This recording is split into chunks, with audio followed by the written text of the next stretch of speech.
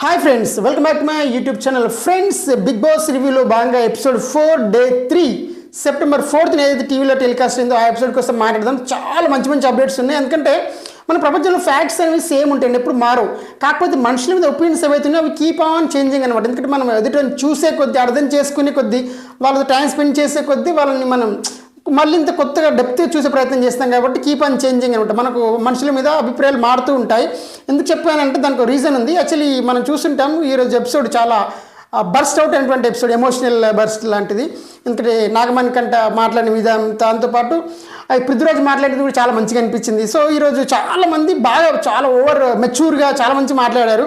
So అవన్నిటి కోసం అంటే అభయ్ నవీన్ కూడా బాగా మాట్లాడాడు, ప్రేరణ కూడా బాగా మాట్లాడింది. సో వాటన్నిటి కోసం మాట్లాడదాం. సో వీడియో మొత్తం చూసేసేయండి అండ్ లేట్ చేయకుండా వీడియోలోకి వెళ్ళిపోదాం. ఎస్, ఫస్ట్ వచ్చేసి మనం నిన్న ఆల్రెడీ సోనియా, నబిల్, శేఖర్ భాష, బేబకల్ నామినేషన్స్ అయిపోయాయి. కాబట్టి ఇవాళ 5th నామినేషన్ నుంచి స్టార్ట్ చేద్దాం. ఆదిత్య ఓం వచ్చేసి పృథ్వీరాజ్ని, శేఖర్ భాష నామినేట్ చేస్తారు. షార్ట్గా చెప్తాను ఎందుకంటే వీడియో లెంత్ తక్కువ అవుతుంది కాబట్టి. సో పృథ్వీరాజ్ చెప్పిన నామినేషన్స్ పాయింట్ ఏంటబ్బా అంటే, నువ్వు కొంచెం క్లీనింగ్ డిపార్ట్మెంట్లో నువ్వు అందరికంటే తక్కువ లీస్ట్గా నువ్వే కనిపించావు కాబట్టి సో అదొక పాయింట్.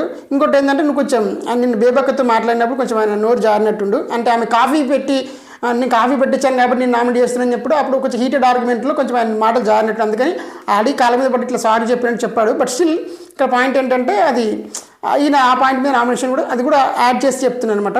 సో కొంచెం లేడీస్తో మాట్లాడేసి అగ్రెసివ్గా మాట్లాడుతున్నాను. సో అగ్రెషన్ చూసుకొని చెప్పి చెప్పడం జరిగింది 2 పాయింట్స్ మీద. ఆదిత్యం గారు ఇంకా బయటకి ఇన్ ద సెన్స్ ఇంకా ఆయన పాయింట్స్ పెడుతున్నారు, మనకి టీవీలో రావట్లేదు. మనకు మన లైవ్లో చూసే వాళ్ళకి అది బాగానే మాట్లాడుతున్నా అనిపిస్తుంది. మనకు ఎపిసోడ్లోకి వచ్చేసరికి ఆయన పాయింట్స్ కనిపించట్లేదు. ఇంకొంచెం ఆయన స్క్రీన్ స్పేస్ కావాల్సిన అవసరం ఉందేమో. సో నెక్స్ట్ వచ్చేసి ఆదిత్యం గారు సెకండ్ నామినేషన్ శేఖర్ భాష. సో శేఖర్ భాషకు వచ్చేసరికి నువ్వు కొంచెం లేజినెస్గా అనిపిస్తున్నావు, కిచెన్లో కనిపించట్లేదు అండ్ వాలంటరీగా నువ్వు ఏదైనా పని అంటే వాలంటరీ నీ అంతటా నువ్వు పని కల్పించుకొని చేయట్లేదు అని చెప్పి చెప్పడం జరిగింది.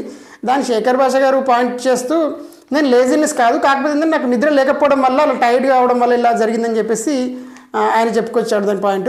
యష్మి వచ్చేసి మొత్తంగా ఎవరిని నామినేషన్ చేసిందబ్బా అంటే శేఖర్ భాష నామినేట్ చేయడం జరిగింది ఈ పాయింట్లో.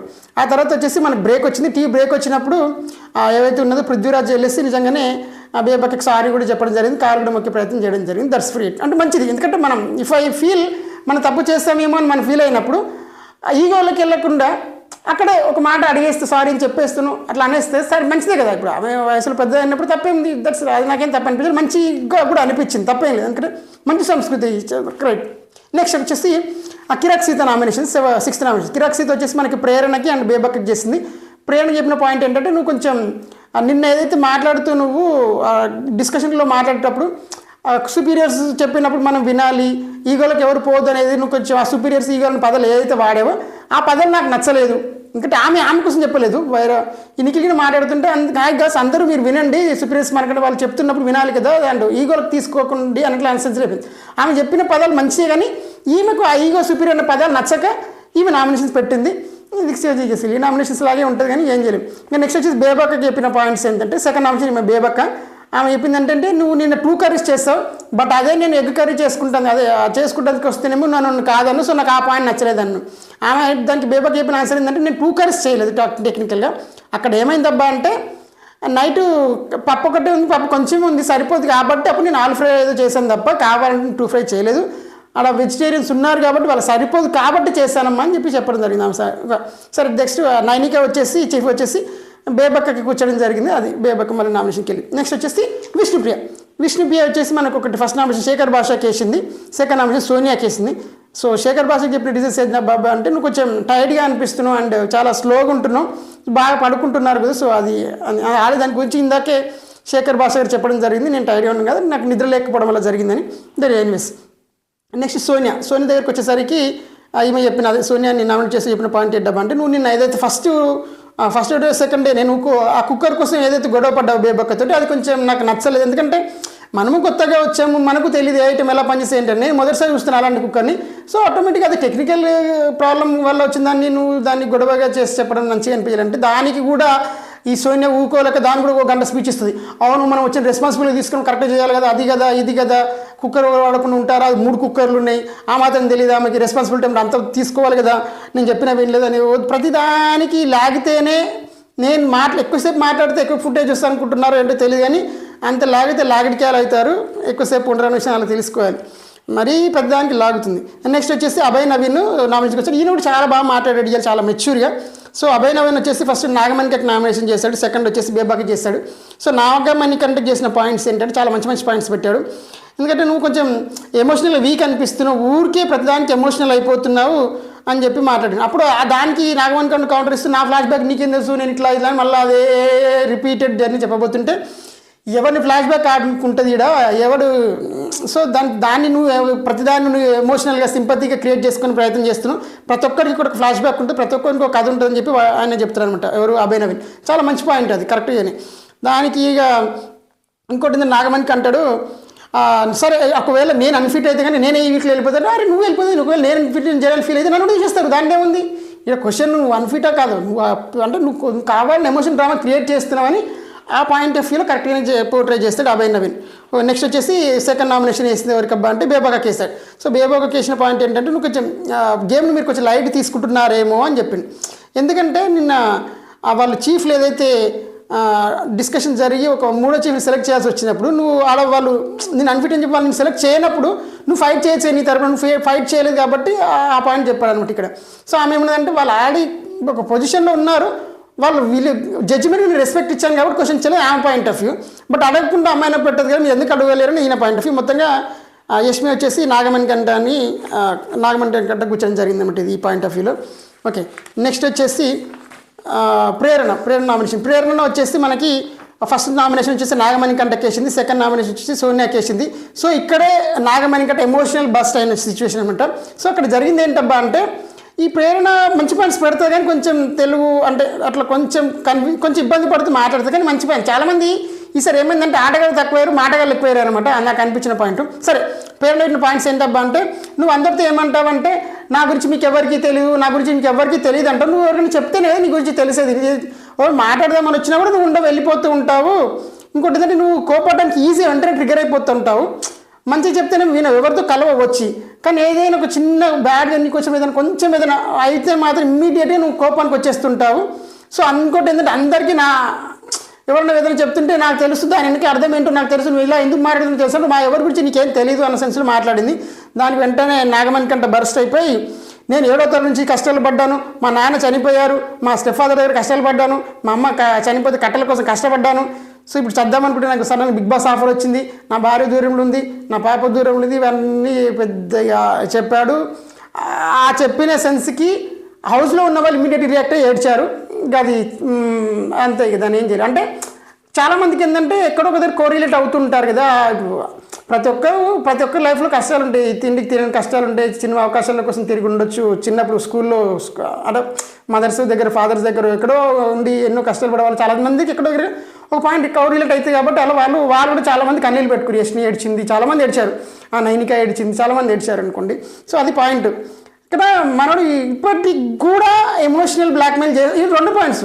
ఇప్పుడు నాగమణి కంటే బర్స్ట్ అవుతున్నాడు అంటే అయితే ఒకటే ఆయన గేమ్ స్ట్రాటజీ ఇంకో 4-5 వారాలు ఉండాలి, ఇంకో 10 వారాలు ఉండాలని గేమ్ స్ట్రాటజీ అని అయి ఉండాలి. 2 నిజంగానే తను మెంటలీ చాలా చాలా చాలా చాలా చాలా చాలా చాలా వీక్ అయి ఉండాలి.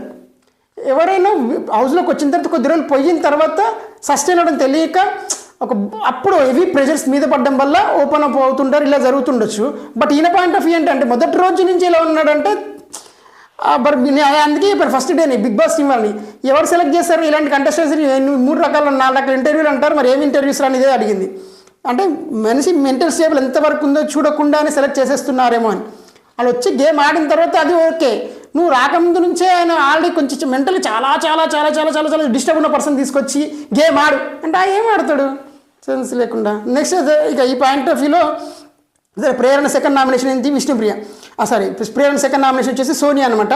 సో సోనియాకి ఎందుకు వేసిందంటే నువ్వు విష్ణుప్రియ ఏదో యోగా చేస్తుంటే ఆమెకు నువ్వు గేమ్ మీద ఇంట్రెస్ట్ లేదు, ఆమె లైట్గా వచ్చింది జాలీగా వచ్చింది అన్నట్టుగా మాట్లాడుతాను. సో నువ్వేంటంటే మిగతా వాళ్ళతో అంటే నువ్వు ఎక్కడ ఏదైనా మాట్లాడేటప్పుడు వి అని గ్రూప్ అని మేమ్ అనే పదాలు కలిపేస్తుంటావు. అది నీ ఒపీనియన్ అయితే నీ ఒపీనియన్ చెప్పు, అది అందరి ఒపీనియన్ లెక్కల నువ్వు అలా దాన్ని రుద్దేసి నువ్వేదో జడ్జి లెక్కల నువ్వేదో అట్లాంటి ఒపీనియన్స్ రాకు అన్నట్టు సెన్స్లో చెప్పిందనమాట. ఈ సోనియా అంతే కదా, అందరికీ ఆమె తెలిసిందే కరెక్టు, మీతో వానికి ఏమని తెలియదు. గేమ్ అంటే నేను ఆడిందే గేమ్, మీతో ఆడిన గేమే కాదనుకుంటుంది ఆమె. సో ఆ పాయింట్ ఆఫ్ వ్యూలో చెప్పింది. మొత్తంగా అప్పుడు నిఖిల్ వచ్చేసి సోనియాకి పొడవడం జరిగింది అది నామినేషన్లకి. సో థర్డ్ కంటెస్టెంట్స్ నామినేషన్కి వచ్చింది అయితే నాగమణికంట వచ్చేసారు నామినేషన్ చేయడానికి. సో ఈయనకు కూడా చాలా పెద్దగా వచ్చింది. సో నాగమణికంట విష్ణుప్రియ నామినేట్ చేస్తాడు. సో విష్ణుప్రియ చేసిన నామినేషన్ పాయింట్స్ ఏంటబ్బా అంటే, ఆ రోజు లైవ్లో నేను చూడడం జరిగింది. పాయింట్ ఏంటబ్బా అంటే, విష్ణుప్రియ మాట్లాడుతూ నాకు మీతో మంచి కనెక్షన్ వచ్చింది. అది ఏం సెంటెన్స్లో ఏం చెప్తుందంటే, ఎందుకంటే మీరు రాగానే నాకు కొంచెం వాటర్ తీసుకొచ్చి ఇచ్చారు, కొంచెం మీలో ఫెమినిటీ ఫీలింగ్స్ అనిపించాయి, మంచిగా అనిపించింది, అంటే మీరు మమ్మల్ని మంచిగా రిసీవ్ చేసుకున్నారని పొగిడింది ఆ రోజు. టెక్నికల్ ఆ రోజు సీన్ చూస్తే జనరల్గా. అయితే ఈయన చెప్పిన పాయింట్ ఏంటంటే, ఆ రోజు నువ్వు నా మీద వాడిన పదం నాకు నచ్చలేదు, ఆ ఫెమినిటీ అనే పదం మీద వాడవు, ఆ పదాలు నాకు నచ్చలేదు, నువ్వు ఊరికే మాటలు జారేస్తున్నావు, నోరు జారుతున్నావు అనే సెన్స్లో చెప్పిండు. ఆమె విష్ణుప్రియ చెప్తుంది, అరే అందరిలో ప్రతి మనిషిలోనూ కొన్ని ఆడ లక్షణాలు మగ లక్షణాలు అవన్నీ ఉంటాయి, హార్మోన్స్ అవి అన్నీ ఉంటాయి. కాకపోతే ఏంటంటే వాళ్ళు పెరిగే క్రమాన్ని బట్టి కొంతమంది హార్డ్గా బిహేవ్ చేస్తారు, కొంతమంది కొంచెం సున్నితంగా బిహేవ్ చేస్తారు. అది చెప్పాను నేను, అర్థమయ్యేటట్టే నీట్గానే చెప్పాను కదా, ఇందులో తప్పేముంది.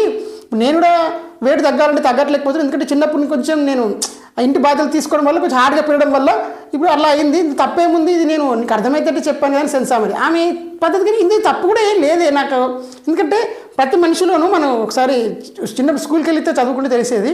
ఇప్పుడు మన కడుపులో ఉన్నప్పుడు కొన్ని నెలల వరకు కూడా అది అమ్మాయి అబ్బాయి అని తెలియడానికి కుదరదు. ఎందుకంటే ఆ తర్వాత కాలం పోయే కొద్దీ ఒక షేప్ వచ్చి, ఆ తర్వాత ఒక రూపం వచ్చి, హార్మోన్స్ అవి అటు పెరిగి అలా ఒక ప్రొసీజర్ ఉంటుంది. ఇక్కడ కూడా ప్రతి మనిషిలో కొంచెం సున్నితమైన భావాలు ఉంటాయి, హార్డ్ ఫీలింగ్స్ ఉంటాయి, సున్నితమైన ఫీలింగ్స్ ఉంటాయి. సో ఆమె చెప్పిన సెన్స్ చాలా సున్నితమైన సెన్స్లోనే చెప్పింది. ఈయన దాన్ని తగ్గబట్టి ఇంకోటి ఏంటంటే, నీకు కావాలని నీ 3 days అబ్జర్వేషన్లో పెట్టాను, నీ జోక్స్ నువ్వు మళ్ళీ అలాంటి హార్డ్ జోక్స్ ఏమైనా బ్యాడ్ జోక్స్ వేస్తావేమో అని చూశానని చెప్పినసరికి ఆమె హట్ అవుతుంది. అదేంటి నువ్వు అబ్జర్వేషన్లో పెట్టావు, నేను చెక్ చేసావా అని. అరే నేను మా అమ్మతో విషయాలు అన్నీ మాట్లాడాను, నీతో షేర్ చేసుకున్నా, నువ్వు నన్ను అంత మంచిగా నేను నీతో కనెక్ట్ అయ్యాను అనుకుంటే నువ్వు నన్ను చెక్ చేసావా అనే పాయింట్ తను హట్ అయింది. టెక్నికల్గా ఎవరు చేసిన కదా తప్పే అండి. ఆ చెక్ చేయడం ఏంటి, చెక్ చేసిన పదం ఆయన వాడడం నాకు నచ్చలేదు. ఎనీవేస్ అది ఆమె ఫీలింగ్ ఆమె బాధపడుతుంది, నువ్వు చెక్ చేసావా అని. ఎందుకంటే ఆమె సారీ చెప్పడానికి ఓకే, సారీ చెప్తాను, నేను చెప్పిన సెన్స్ తప్పు కాదు, నేను నిన్ను తప్పుగా కూడా అనలేదు అని పాయింట్. అది కరెక్ట్, ఆ పాయింట్ మనం కరెక్ట్ తీసుకోగలిగితే సరిపోయాయి. ఓకే, నెక్స్ట్ వచ్చేసి నాగమణికి చేసిన సెకండ్ నామినేషన్ శేఖర్ భాషకి ఏం చెప్తుంటే, నువ్వు కొంచెం ఆరోగ్యస్తూ ఆడడం నాకు నచ్చలేదు, నువ్వు అవతల నిద్రపోవడం నచ్చలేదు అంటే, శేఖర్ భాష నువ్వు కూడా నిద్రపోయావు కదా, మరి చాలాసేపు నిద్రపోయావేమో అంటే, నేను ఒక్కసారి నిద్రపోతేనే నేను భయపడ్డా, మరి నువ్వేమో అన్నిసార్లు నిద్రపోయావని ఆయన చెప్తే, నేను నీలా వణికిపోను అని ఈయన అంటాడు. అంటే నీకు బిగ్ బాస్ అంటే భయం లేదా, గేమ్ అంటే ఇంట్రెస్ట్ లేదంటే, నాకు భయం ఉందా లేదా, నాకు ఇంట్రెస్ట్ ఉందా లేదా నేను నీకు చెప్పాల్సిన అవసరం లేదు, నాకు తెలిసే సరిపోయి, నాకు తెలుసు నేను ఎక్కడ చూపించాలో ఎక్కడ చూపించొద్దు నాకు తెలుసు అన్న సెన్స్లో శేఖర్ భాష గట్టిగా రిప్లై ఇస్తాడు అనుకున్నది వేరే విషయం. ఫైనల్గా యష్ని వచ్చేసి విష్ణుప్రియకు గుచ్చడం జరిగింది. ఎందుకంటే అసలు తప్ప పర్సన్ పక్కన పెడితే ఒక పర్సన్ హట్ అయ్యాడు కాబట్టి ఆ సెన్స్లో నేను తీసుకుంటే నామినేట్ చేస్తున్నాను పాయింట్ చెప్పడం జరిగింది. నెక్స్ట్ వచ్చేసి పృథ్వీరాజ్ నామినేషన్స్. ఈయన కూడా పాయింట్స్ కిర్రా కడిగిండు, అవి బాగుంటాయి. పృథ్వీరాజ్ మీద కొంచెం మంచి పాయింట్స్ పెడుతున్నాడు అనిపిస్తుంది ఈ 2 రోజులు చూసినప్పుడు. కాకపోతే స్పేస్ దొరికినప్పుడు మాట్లాడతాను, దొరికితే మంచి పాయింట్స్ మాట్లాడతాను. సో పృథ్వీరాజ్ వచ్చేసి బేబక్కకి దాంతోపాటు నాగమణికి నామినేట్ చేస్తాడు. సో బేబక్కకి చేసిన పాయింట్ ఏంటబ్బా అంటే, మీరు కొంచెం ఫిట్గా లేరు అండ్ టాస్క్లో వీక్ అనిపిస్తారు, కొంచెం మళ్ళీ గేమ్లో కూడా సీరియస్నెస్ కనిపించట్లేదు అని. సో దాని బేబక్క చెప్పిన ఆన్సర్ ఏంటంటే, ఇప్పుడు నన్ను నేను ఇమ్మీడియట్గా ఫిట్గా మార్చుకోలేను కదా, ఇప్పుడు నన్ను జనాలు ఇలాగే ఇష్టపడ్డారు, బిగ్ బాస్ టీమ్గా నేను ఇలా ఉన్నాను చూసే తీసుకుంది కదా, ఇప్పటికిప్పుడు రాత్రి మీరు చెప్పని చెప్పేసి నేను సన్నగానో దొడ్గానో కావాలని కదండి. లాజికల్గా ఆయన సెన్స్ మీరు కొంచెం ఫిట్గా లేరనేది, అది ఫిట్గా లేరన్నాడు అంటే బాడీ షేమింగ్గా మాట్లాడుంటే తప్పు. నార్మల్గా ఫిజికల్గా ఫిట్ లేరంటే ఇంకోటి అంటే ఒకటేం కాదు, మళ్ళీ టాస్క్లో కూడా వీక్ కనిపిస్తుంది, సీరియస్నెస్ లేదని చెప్పింది కాబట్టి అది ఓకే. బట్ మన బాడీ షేమింగ్ చేస్తే 100%, బాడీ షేమింగ్ చేసినట్టయితే అనిపించలేదు టెక్నికల్గా, బట్ అట్లాంటి సెన్స్లో అది తప్పు. ఓకే, నాగమణికంట దగ్గరికి వచ్చేసరికి second half Nagamanikanta. So Nagamanikanta చెప్పిన పాయింట్స్ ఉంది, మీరు విష్ణుప్రియ ఏదో అన్నది అనేది ఫెమినైజ్ అనేది అన్నారు కదా, నేను కూడా ఆ రోజు ఆ సీన్లో నేను కూడా ఉన్నాను కదా, ఆమె నేను ఫెమినైన్ అన్నప్పుడు అప్పుడు నేను కొంచెం నవ్వినాను. సో నేను నమ్మడం వల్ల మీరు ట్రిగర్ ఫీల్ అయ్యి ఈరోజు దాన్ని నామినేషన్ పాయింట్లో తీసుకొచ్చి పెట్టారు అన్నీ ఆయన చెప్పిండు. లేదు అని దానికి మణికంట కౌంటర్ ఇచ్చుకుండు. ఇంకోటి ఏంటంటే, సరే మీరు ఆమె అమ్మ అన్నదని చెప్పేసి మీరు సారీ చెప్పించుకుని ఇంత పెద్ద ఇష్యూ చేస్తారు కదా, మరి అదే మీరు యష్మిని పట్టుకుని పప్పెట్టాను అన్నారే, మరి నేను డిస్కషన్లో ఆమె అంటే నిఖిల్ మాట్లాడుతుంటుంది, యష్ని మాట్లాడుతుంటే నిఖిల్ ఆగు నేను మాట్లాడుతున్నప్పుడు ఈమె ఆగిపోయింది. తప్పేముంది, ఆయన కొంచెం అరసరి గట్టిగా మాట్లాడితే ఆగమంటే ఆగిందంత మాత్రం నేను ఆమె ఆగింది కాబట్టి నువ్వు ఆమె పప్పెట్టని ఎలా అంటావు. సో అసలు ఇక్కడ నువ్వు ఆమెతో సారీ చెప్పించుకుని విష్ణుప్రియ మరి నువ్వు ఈమెకు సారీ చెప్పావా యష్మికి అని అడిగింది, మంచి పాయింట్ అడిగింది. సో సారీ చెప్పలేదు అది. ఇంకొంటే నువ్వు చీఫ్గా ఎస్టీని పట్టుకుని అన్ఫిట్ అన్నావు. సో అట్లా ఒక మనిషి మీద డైరెక్ట్ అన్ఫిట్ అని ఎలా అంటావు నువ్వు అనేది అడిగిన అనమాట.